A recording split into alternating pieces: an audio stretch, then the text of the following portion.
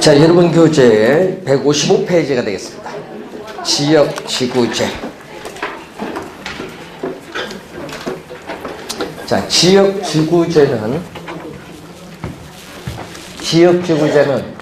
이 토지 이용 규제.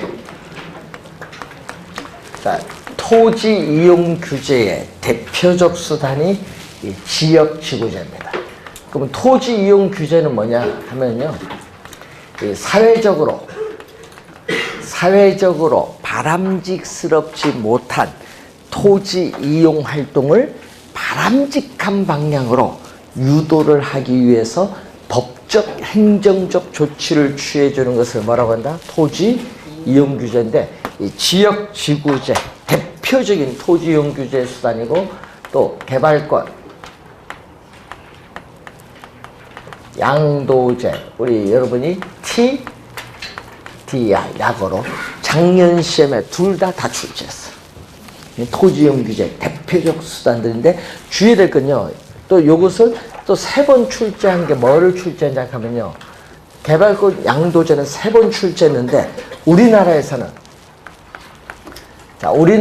개발권 양도에 관한 법률이 없어. 우리나라에서는 개발권 양도에 관한 법률이 없다. 그럼 그 말은 뭐죠? 우리나라에서는 법적으로 시행을 하고 있지 않다. 이걸 3번 출제했어. 3번. 20회 시험은 정답으로 냈고 3번 출제했어. 우리나라에서는 법적으로 시행하고 있지 않다는 거. 그러면 뭐는 시행하고 있어요? 지역 지구제를 실시하고 있지. 그래서 여러분 공법에서 이미 배우셨죠? 용도 지역, 용도 지구, 용도 구역 배우셨어요. 그래서 우리 지역 지구제를 보면은 지역 지구제를 실시하는 목적이 있어요. 자, 한 부증성에 의해서 토지는 한정되어 있기 때문에 한정된 토지를 합리적, 효율적으로 이용을 하기 위해서 지역 지구제를 실시하는데, 그래서 바람직스럽지 못한 토지 이용 활동이 뭐죠? 마이너스 2. 바람직스럽지 못한 토지 이용 활동인 이 부의 외부 효과를 뭐한 쪽? 제거, 감소시키기 위해서 지역지구제를 실시하는데, 문제는 이 부를 시험 문제 2번 출제했는데 뭘로 출제했냐 하면요, 요걸로 출제 2번 했어요. 정의 아니라 요거 2번 출제. 말을 바꿔버리죠. 그래서 부의 외부 효과를 제거, 감소시키는 것을 목적으로 해요. 자, 그리고 여러분이 사람마다 다 다르거든요. 토지의 개발을 원하는 사람도 있고, 또 토지의 보존을 원하는 사람도 있어요. 그러면 여러분은 어디를 하느냐 이 얘기지. 개발, 보존. 그래서 이 개발을 원하는 사람도 있고 보존을 원하는 사람도 있다 보니까 충돌이 나타나요. 그러다 보니까 이 개발과 보존의 조화를 위해서 또 지역지구제를 실시하는 목적이 있어요. 자, 그리고 세대.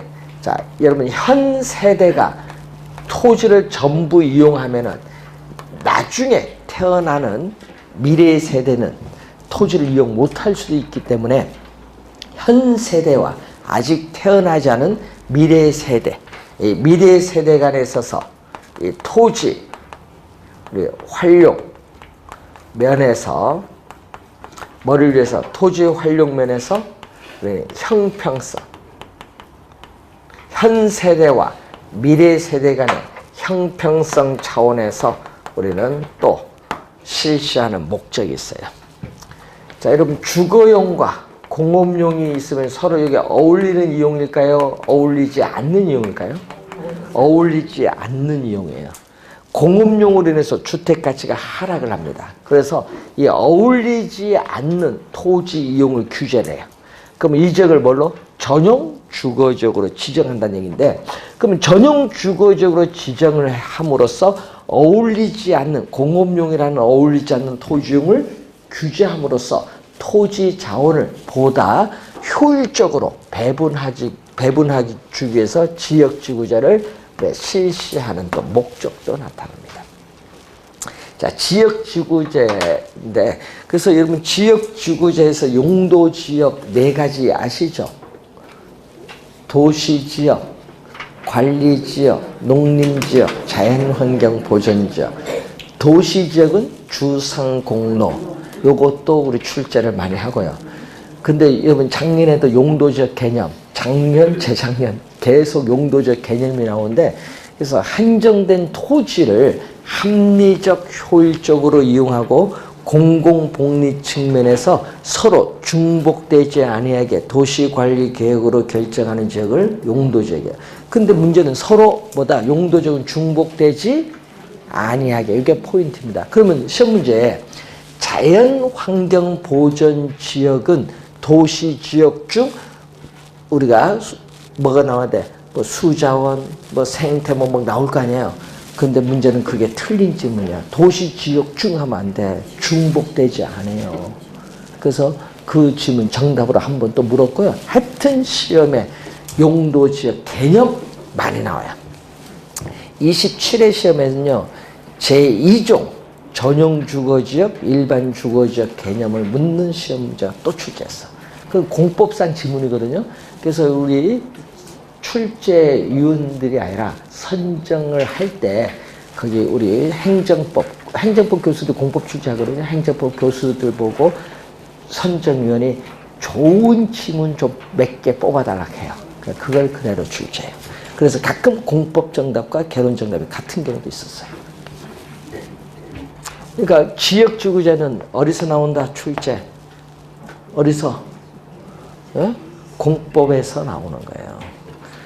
우리 거기 보면 교재 단기적 효과, 장기적 효과 이건 출제 안 해요. 그런 출제하지 않으니까 그런 공부하지 마시고 하여튼 공법상의 지문이 출제예요.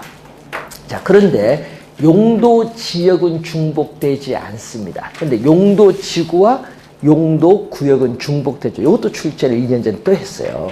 이것도 2번 출제인데, 그럼 용도 지구 하면은 뭐가 있어요? 우리 관련해서 미관지구, 고도지구 중복 지정 가능하거든요. 그리고 개발 제한 구역 내에서 도시자연공원구역 지정 가능해요. 중복 지정 가능합니다. 그런 게 출제를 하는 거예요, 시험 문제도. 그러니까 지역지구제 효과 이런 건 출제하지 않으니까 공부하지 않으셔도 돼. 가끔 또 뭐가 나오냐? 문제점이 나와요.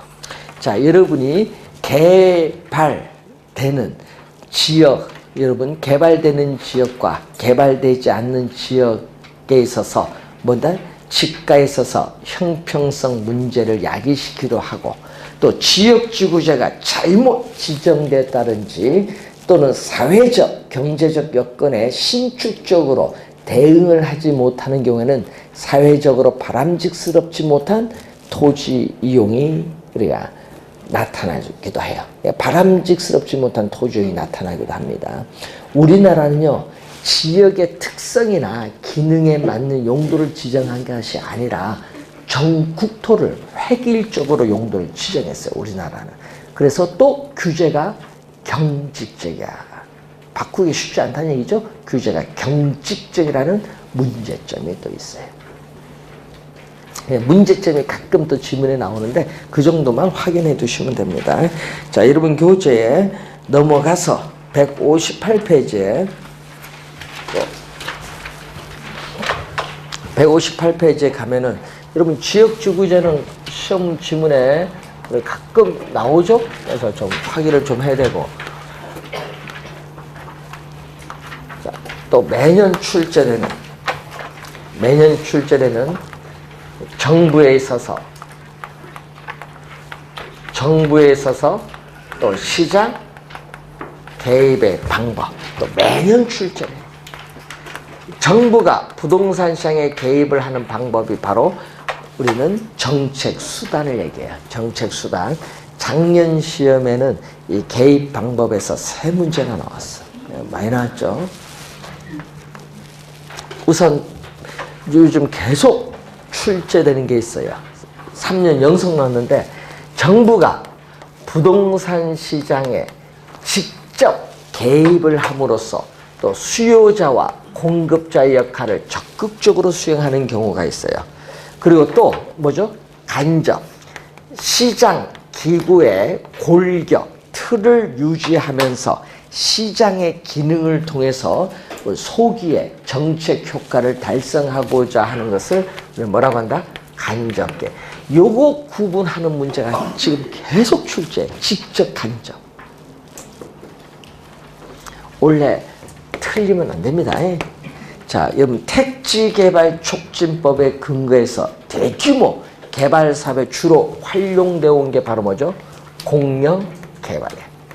작년 시험에 또 공영개발 나왔죠. 여러분 공영개발의 문제점이 출제를 계속 나오는데 여러분 택지를 조성하기 위해서 토지를 뭐예요? 수용을 하죠. 저렴한 가격으로 토지를 뭐한다? 수용을 하면은 여러분 토지 소유자가 불만이 있어. 나는 적게 받았다. 그래서 우리는 수용자인 개발사업 시행자인 수용자와 토지 소유자인 피수용자 사이에 어떻게 돼? 갈등을 초래할 수 있죠. 네? 그 지문을 계속 출제를 해요. 작년에도 출제했어요. 공영개발. 그리고 또 토지 뭐다? 수용을 한다든지. 예? 여러분 또 공공 임대 보유자. 여러분 공공 임대 보유자는요. 조성된 택지. 여러분 조성된 택지를 분양을 하지 않고 임대하는 제도예요. 그럼 임대 받아서 거기에 임대주택을 지어서 공급을 해요. 그래서 임대료 조정을 통해서 개발 이익을 더 효율적으로 환수할 수 있는 게 공공임대 보유자입니다. 예? 공공임대 보유자. 또 공공투자 사업을 한다든지 정부가 공공투자 개발 사업을 한다든지 이런 거. 그러면 시험 문제는 뭐를 출제를 많이 할까요? 당연히 토지 은행제도. 작년에 또 출제를 했죠. 예? 작년에 토지 비축제도 아예 한 문제로 출제했어요. 토지 은행제도, 토지 비축제도. 작년에 또 우리 출제를 했는데 문제는 2009년 오래됐죠? 2009년 2월 임시국회에서 공공 토지에, 법률도 알아야 됩니다. 공공 토지의 비축에 관한 법률에 의해서 우리나라도 뭐를? 공공토지 비축을 하고 있다. 자, 그런데 비축을 하는데 문제는 토지 시장의 안정. 토지 시장의 안정을 위해서 수요와 공급, 수요 공급 조절용으로 비축을 하기도 하고 또 여러분이 산업단지 조성 등과 같은 공공 개발용으로 우리는 두 가지 목적하에서 지금 비축을 하고 있어요. 비축은. 그래서 어디냐면은 여러분 한국토지주택공사 내에 공공토지 비축을 위한 심의위원회가 있거든요. 위원장은 국토교통부 장관인데 그래서 누가 했냐면은 LH 한국토지주택공사가 법적으로 토지 비축 업무를 부여받아 현재 수행하고 있다. 그럼 작년 시험에는요. 뭘로 냈어요? 한국토지주택공사로 낸 것이 아니라 지방자치단체가 관리한다고 출제했어. 지방자치단체가 관리하는 것이 아니라 누가 관리한다? LH. 작년 정답지. 자, LH입니다. 그래서 우리나라 1호 토지 비축이 어디냐? 안산. 미래 산업단지 조성사 안산. 그럼 비축이 했다는 것은 산업단지로 미래에 조성을 하겠다는 얘기죠. 그럼 조성된 그 부근에는 이제 뭐 해야 돼? 도로가 뚫려야겠지. 아니, 산업단지 조성하면 도로가 뚫려야겠지. 그래서 20년 뒤에 도로 뚫릴 예정을 한번 보면서 지금 사도 되는 거야. 20년 뒤에서. 본인은 못 벌어도 자식은 괜찮겠지. 그래서 그것은 가면은요, 어느 지역에 비축했다는 게 나와요. 그 놀러 갈 때 한번 그런 데 가보세요. 차먹고. 왜요? 여러분 놀러 갈 때 옛날에 우리는 그런 걸 많이 가요. 빨간 깃발 쫓아서 많이 가요. 공사할 때 빨간 깃발 쫓아 있잖아요. 우리는 궁금해서만 가요. 어디까지 꽂혔는가? 가다 보면은 뭐를 보냐? 아, 요거 도로하고, 그럼 여기 가다가 또 안으로 뽕 들어가? 그럼 여기 왜 들어갔을까? 궁금하지. 그래서 가서 통닭 하나 사들고 가서 영과 공사 그 관리 보면 뭐 지도가 뭐 하고 있어. 그럼 여기 전철 들어서나? 하면서 딱 봐. 그럼 여기, 그래서 어떻게 돼? 예? 쫓아간대. 아, 들어서냐, 뭐 하는데 또 그걸 보고 산 사람도 있잖아요. 예? 그래서 산 사람 있어. 안산중앙역, 옛날에. 대박이지. 의정부 지금 도청 들어가는 데 있죠? 제2청사. 거기도 그 빨간 깃발 쫓아가서 한 거야. 갈 때 봐. 그래서 빨간 깃발이 중요한 거야. 동탄 신도시 개발할 때 용처인과 경쟁이 붙었는데, 에? 나는 얘기했어. 학생들 보고, 처인과 뭐 다 돌아봐. 빨간 깃발 있냐? 없다. 동탄에 있더라. 그러니까, 그래도 몰라. 동탄이 신도시다. 이랬지. 빨간 깃발이 중요한 거야. 그게 왜? 먼저 도로 뚫는 걸 보고 신도시가 들어가는 거야. 제일 먼저 하는 게 한전이야. 전력 공급해야 되니까. 이제 그래서 한전 다 요 각서를 써. 근데 본인이 사겠어? 친척들이 사겠지. 자, 그래서 여러분은 이제 옛날에 그런 게 이제 뭐가 있었어요. 다 빨간 깃발 우리는 좋아하는 거예요. 공사 빨간 깃발. 그거 진짜 한번 나중에 놀러 갈 때 그런 거 쫓아가야 돼. 뭐 경치 보지 마시고. 그런데 이제 또 우리가 요즘에 시험에 내는 게 우리 부동산은 취득세가 있어요. 세금. 그 보유세인 재산세, 종합부동산세가 있고, 그리고 처분시의 양도소득세가 있어요. 그래서 이 세금을 부과한다. 아까도 우리 외부유가 봤는데 세금을 부과한다든지 또 임대료에 대해서 또 뭐를 지급한다? 보조금 지급인데, 보조금 지급은 2년 전에 또 한 번 냈거든요. 보조금 지급은 간접 개입이야. 그리고 시험 문제 출제할 때마다 나오는 게 이거 부담금이야. 개발이익 환수에 관한 법률에서 뭐를 부과한다? 개발 부담금을 부과한다. 하여튼 이 부담금이란 용어만 나오면은 좀 주의해야 돼. 이 직접 개입으로 오해를 많이 해요. 그래서 시험 문제는 요걸 많이 내는 거예요. 직접 개입이 아니라 뭐다? 간접 개입.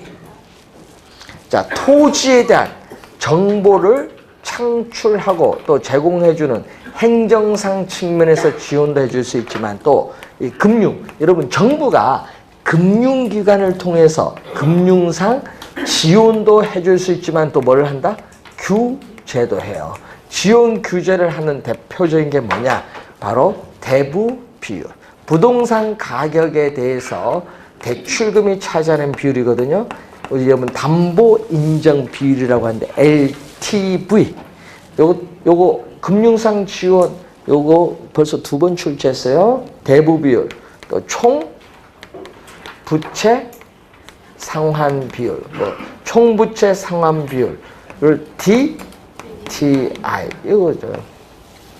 자, 여러분이 시험 문제에 2번 우리 출제를 했어요. 금융기관을 통해서 자금을 융통해 준 건데 이걸 규제하느냐 더 지원을 해주냐, 이것은 간접 개입이야. 정부가 금융기관을 통해서 개입을 하는 겁니다. 직접 개입하는 것이 아니다. 시험 문제 이걸 진짜 많이 출제를 해요. 자, 그러면은 여러분 교재에 있어서 넘어와서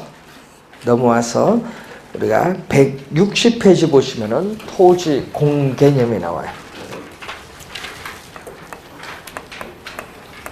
자, 토지 공개념은요, 우리나라에서 토지 공개념에 관한 법률은 없어요. 예? 예? 토지 공개념에 관한 법률은 없는데 우리 1989년도 2월 달에 임시국회에서 법률을 통과시켜요. 4가지 법. 집가, 공시 및 토지 등의 평가에 관한 법률, 토지 초과 이득세법, 택지 소유 상한에 관한 법률, 개발이익 환수에 관한 법률 4가지를 통과시켜서 그 4가지 법을 우리는 토지 공개념을 위한 법이라고 보는 거예요.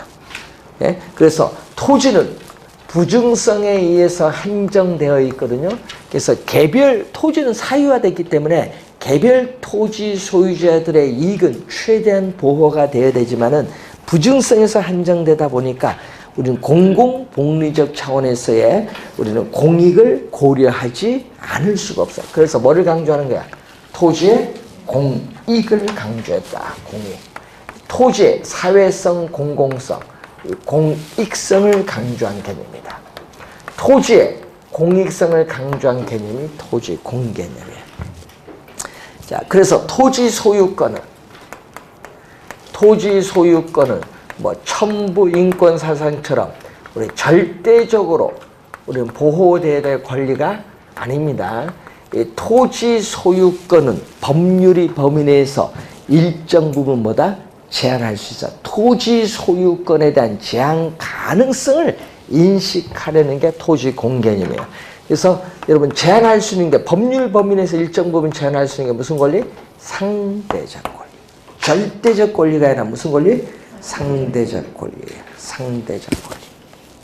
토지 공개념이. 그래서 여러분 시험 문제에 거기 보시면은 법을 잘 보셔야 됩니다. 160페이지에 그 토지 거래에 관한 정책 수단 여기서 시험에 나와요.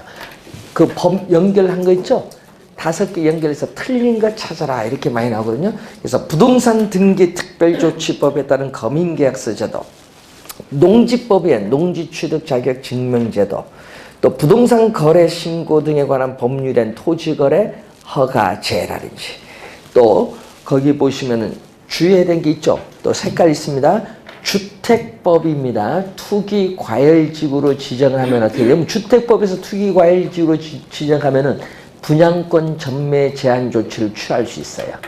그리고 또 거기 보면은 소득세법입니다. 소득세법에 의한 지정지역, 즉 투기지역을 지정하면은 어떻게 돼요? 양도소득세를 실거래가로 부과합니다. 요 두 개 법 잘 조심해. 투기 과열지구는 뭐다? 주택법. 지정지역, 투기지역을 지정하는 것은 소득세법. 그리고 거기에 부동산 실명제가 나오죠. 부동산 거래 신고 등에 관한 법률에 의한 부동산 실거래가 신고제. 실거래가 신고제 개념을 또 여러분이 우리가 2년 전에 또 출제를 했어요. 개론식.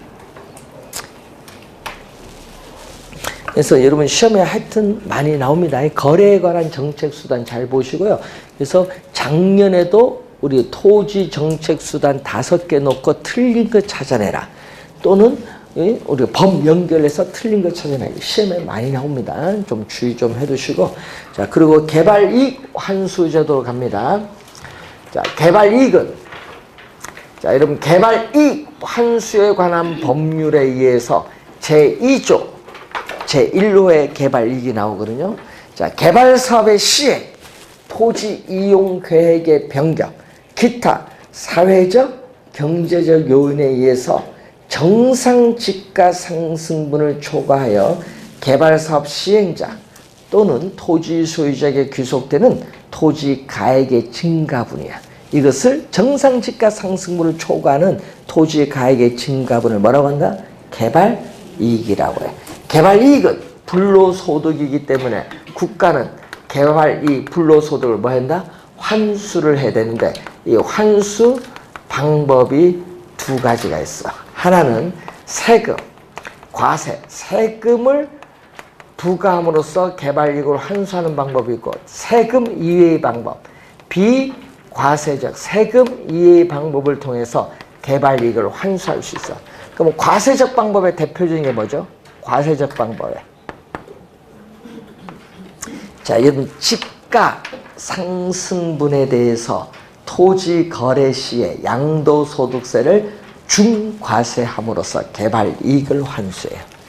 또 지목을 전에서 대로 변경한다. 이 토지의 형질 변경 허가에 따르는 간주 취득세를 부과한다든지 또 도시 계획세를 부과한다든지 이런 건 과세적 방법이에요.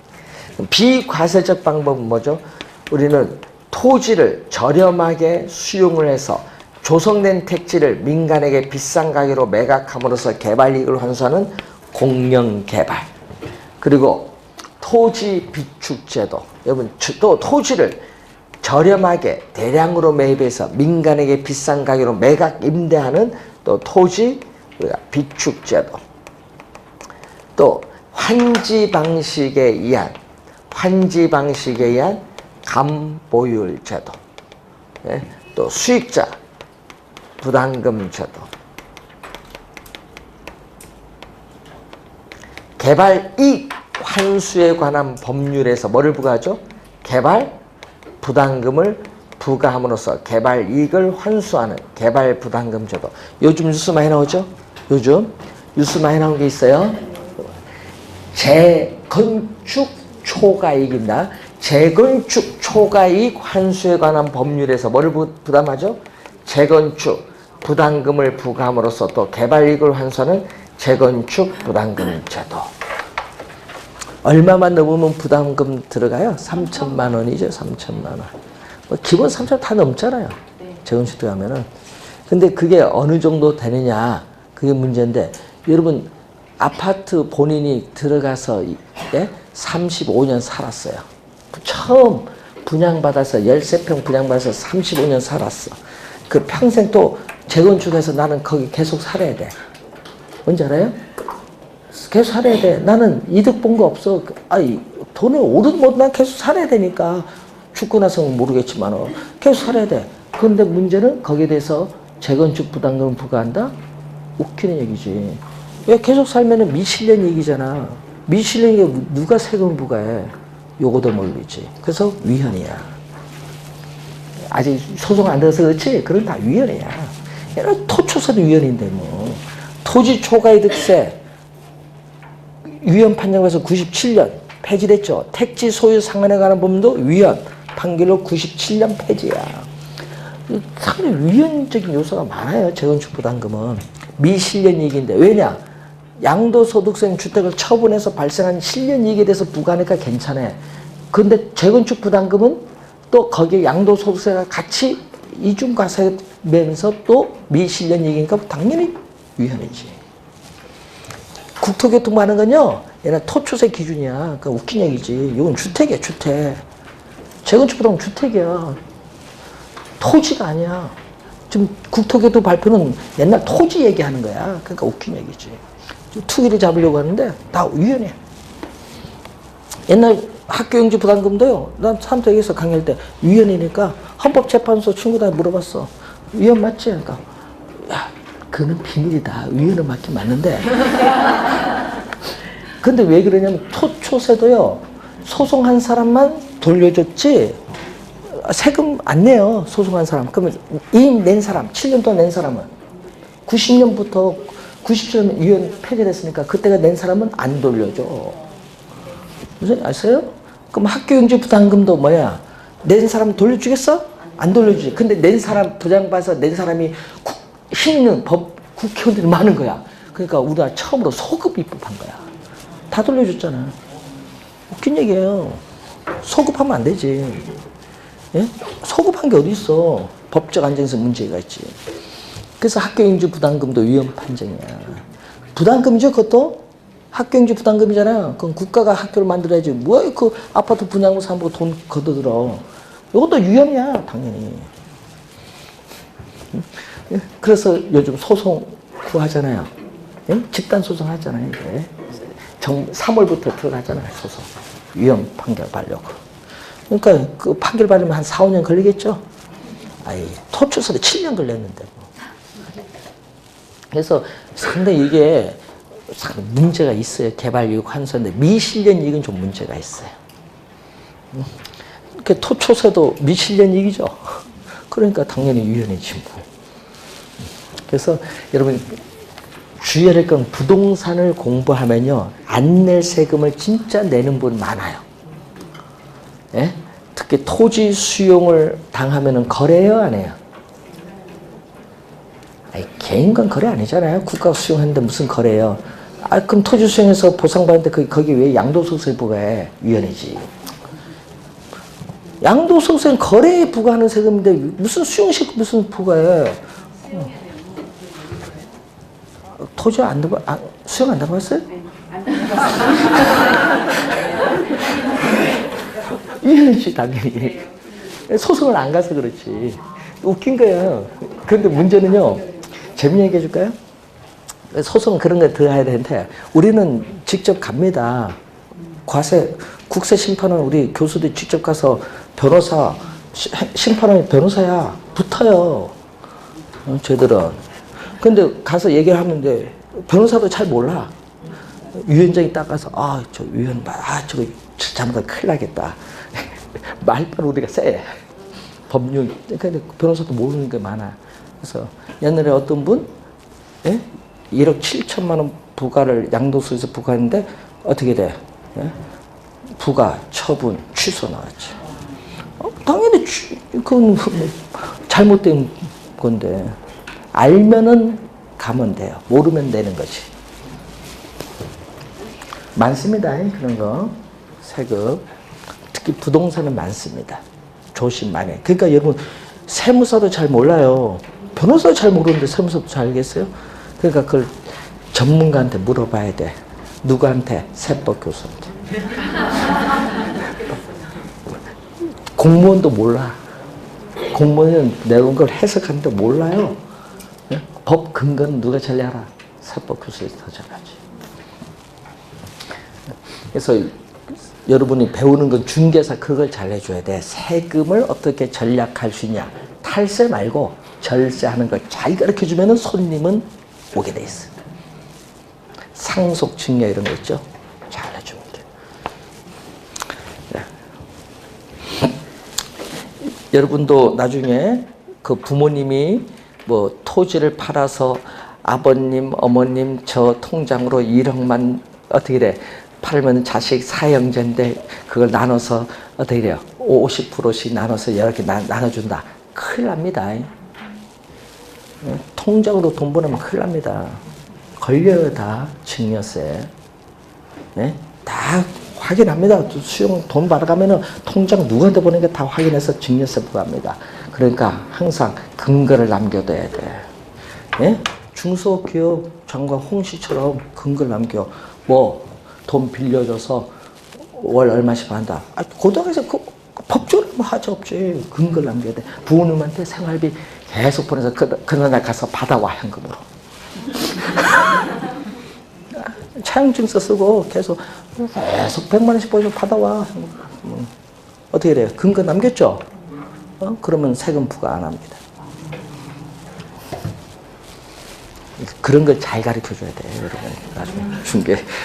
진짜 그거 중요해요. 토지 지방에 수용하는 사람 많거든요. 화성 같은 경우, 시흥, 부천 이런 데. 이제 그런 걸 잘 해주면은 손님 오게 돼 있어. 하여튼 이 개발 이익의 문제긴 문제야.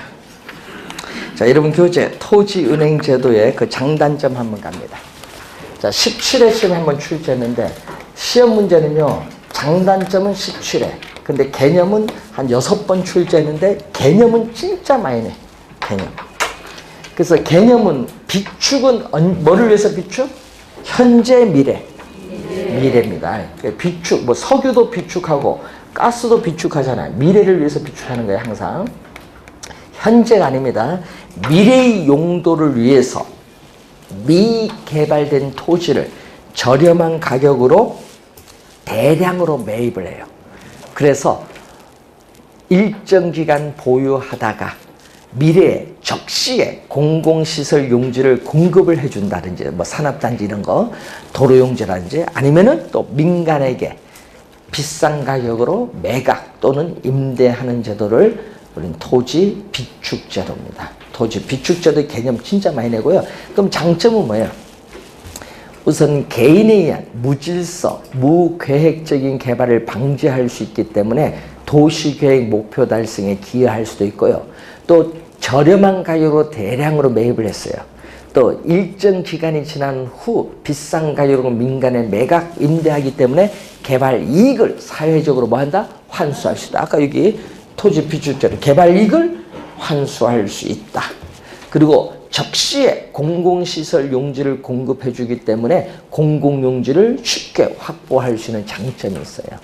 단점은 대량의 토지를 매입을 하는데 토지 매입 비용이 우선 많이 든다. 단점. 토지 매입 비용 많이 들어요.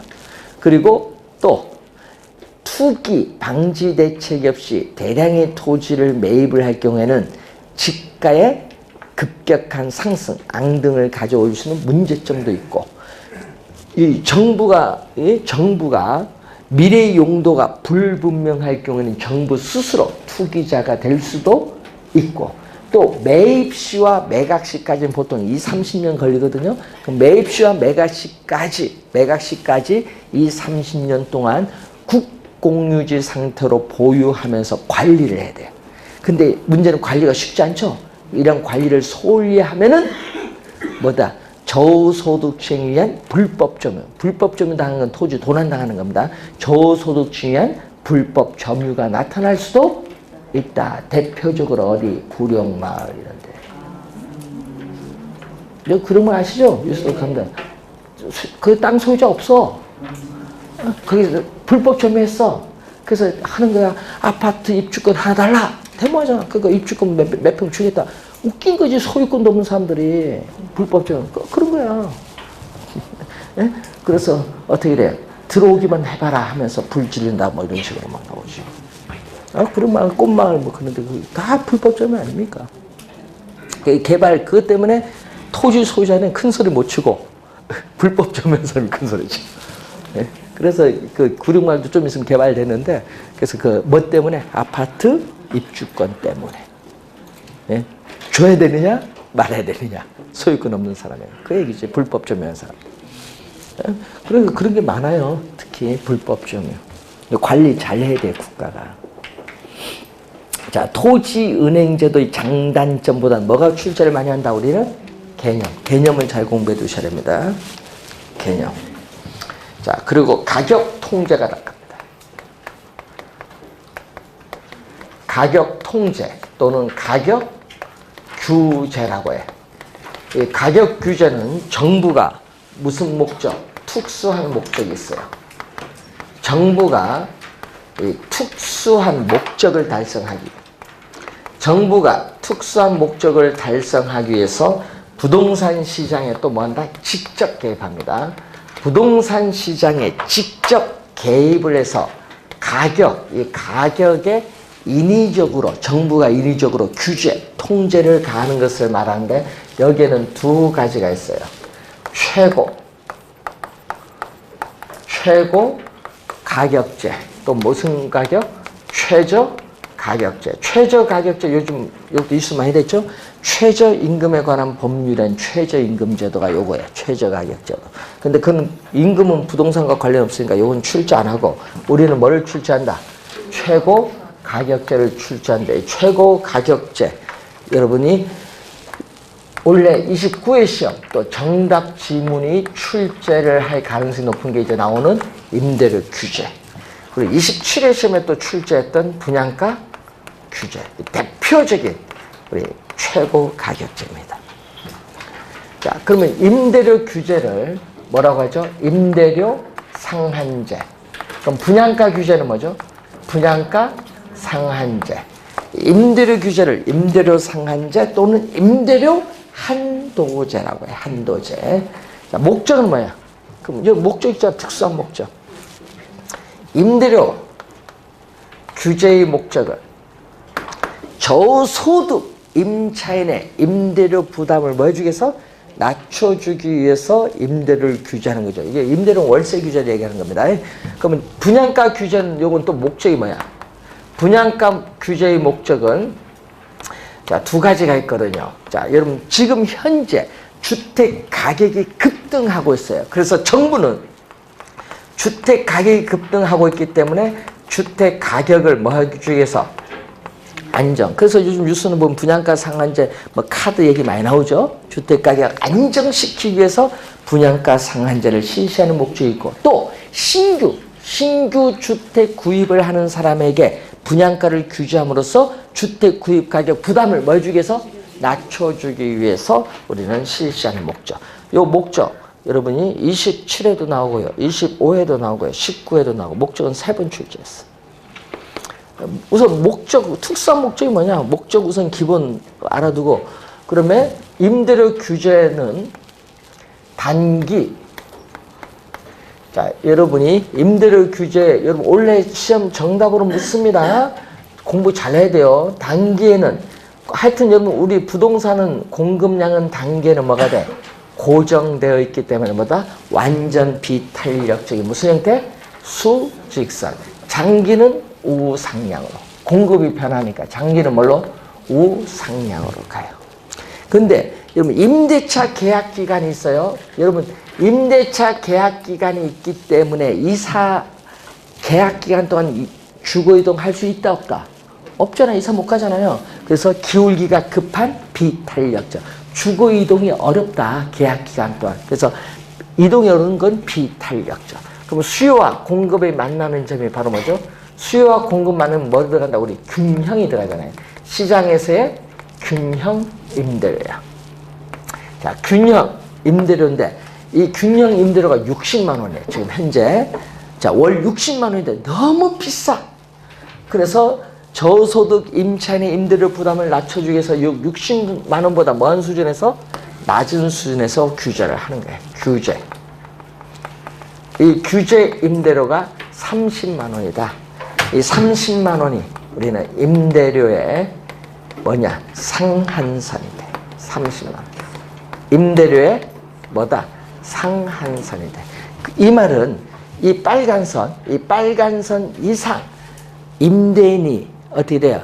받는 것을 못하도록 법적으로 금지해요. 그래서 이 빨간 선이 법이 허용하는 범위 내에서 받을 수 있는 최고의 가격이야. 그래서 뭐가 붙은가 여기? 최고라는 명칭 그래서 붙은 거예요. 법이 허용하는 범위 내에서 받을 수 있는 최고의 가격이다. 그래서 여러분 시험 문제는 균형 가격보다 밑에 있어서 최저로 또 출제를 많이 하거든요. 최저가 아니라 최고 가격이고 또 임대료의 상한선이에요. 이게 법이 허용하는 범위 내에서 받을 수 있는 최고 가장 높은 상한 가격이거든요. 그럼 또 시험 문제는 또 균형보다 밑에 있어서 또 출제는 또 뭘로 출제한다? 하한이죠. 19회 시험에 상한으로 나왔어요. 하한이 또 뭐다? 아니다. 그래서 우선은 단기는 공급은 뭐예요? 단기는 공급량은 고정됐어요. 그럼 규제, 요 빨간선 규제를 하게 되면은 어떻게 싸니까 수요량은 균형 상태보다 더 증가하지. 예? 수요량은 규제하니까 증가를 해요. 그래서 여러분이 수요량이 공급량보다 많은 상태를 우리 뭐라고 한다?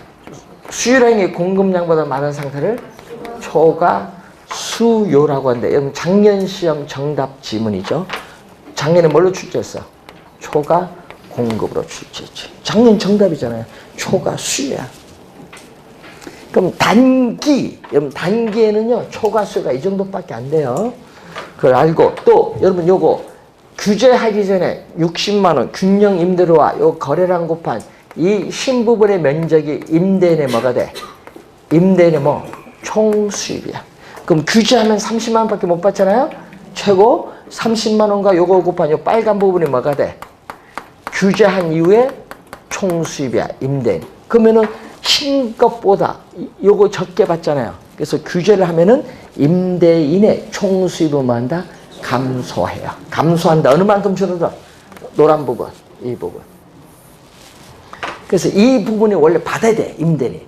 이걸 못 받는 거야, 규제를 했더니. 그럼 이 노란 부분이 누구에게로? 임대인에게서 임차인에게로 소득이 재분배되는 효과가 있어요. 100% 재분배돼요.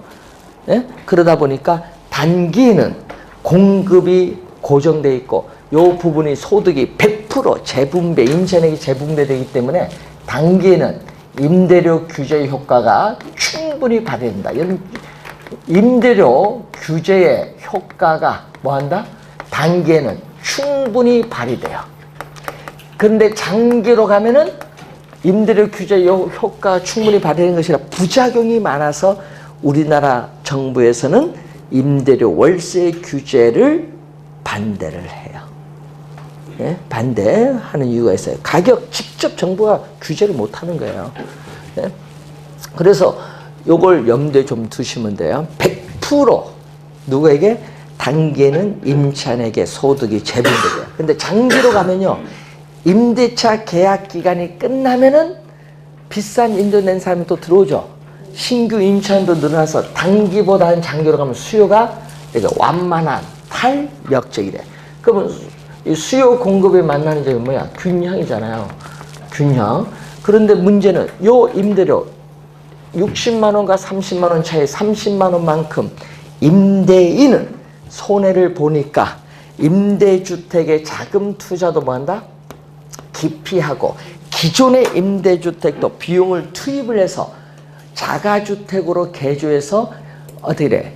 매각을 시장에서 해버려. 그래서 장기적으로는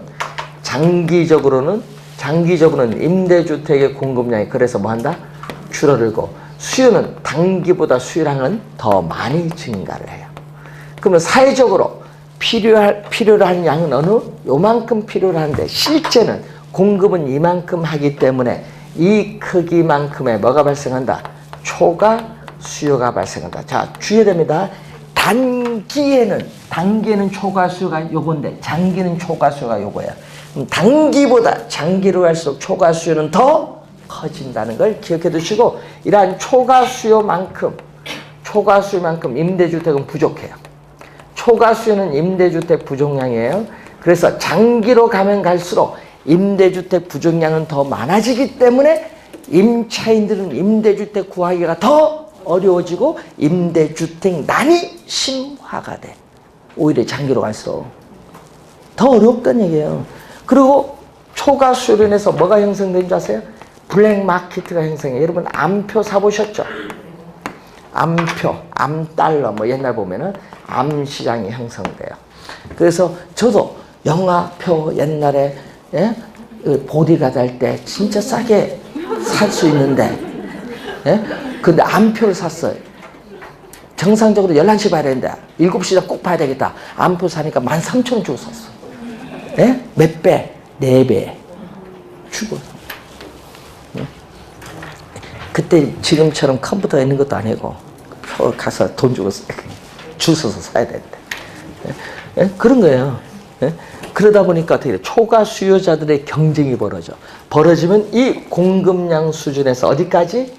이론적으로는 수요 곡선과 만나는 점까지 기꺼이 지불할 용의가 있거든요.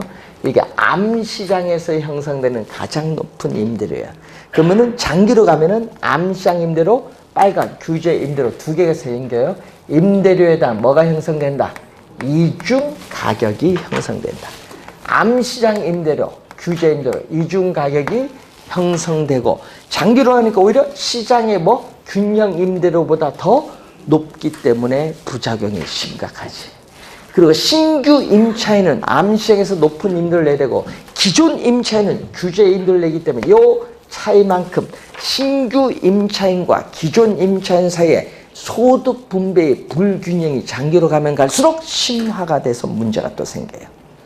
또 기존 임차인은 다른 지역을 회사 발령받아서 이사를 가려고 하면 못 가요. 왜? 다른 지역 가면 암시장에서 높은 임대를 내니까 못 갑니다. 그래서 시험에 한 4번 출제해서 기존 임차인들의 어떻게 주거 이동이 뭐한다? 저하. 요거 활발로 많이 냅니다. 저하돼. 이주 기피 형성이 나타나는 거예요. 저하되는 거예요. 저하가 포인트. 활발이 아닙니다. 그러니까 어떻게 돼요?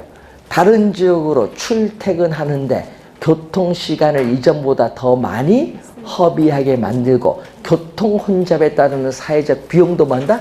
증가시키게 되는 거예요.